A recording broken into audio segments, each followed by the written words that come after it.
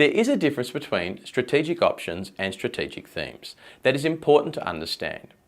The easiest way to think of the two is that the theme is the parent and the options are the children. Not every company will follow the process the same way, but it is common that strategic options are developed first and evaluated before being grouped into themes. Once management has covered key considerations like the amount of resource available to implement the options, they will look to group the options into strategic themes. This could be seen as a superfluous step. However, it can be very valuable in preventing companies from taking on projects that may return negative value. For example, a paint company has performed its external and internal analysis and has arrived at some strategic options.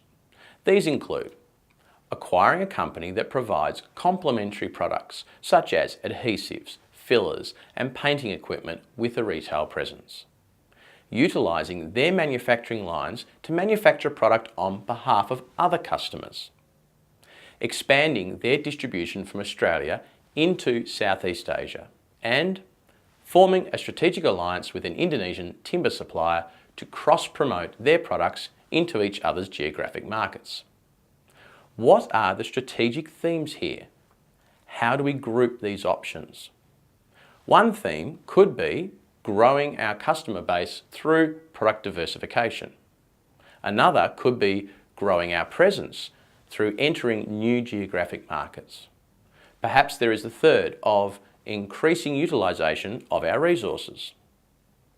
The issue that this company could face is whether these themes are different enough that they require significant investment and resource to action. Can they deliver on all of this?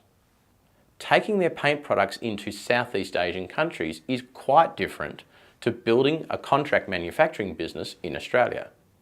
Of course, each strategic option will need to be evaluated against available budgets, regulatory compliance, internal rates of return and so on. But at this stage, the themes give an impression there might be competing priorities if all options put forward were acted upon.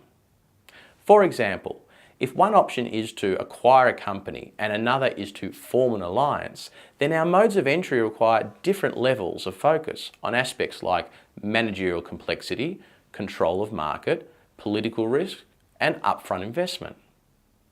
To recap, a strategic theme is the parent, and the strategic options are the children. A company will likely have more than one strategic theme and a number of strategic options beneath that. What is important is through the process of grouping the options into tangible themes, management is able to get a better grasp on the overall effect on the organisation. This will enable them to understand whether some strategic options should be removed so that the organisation does not stretch itself beyond its capacity and capabilities to implement them.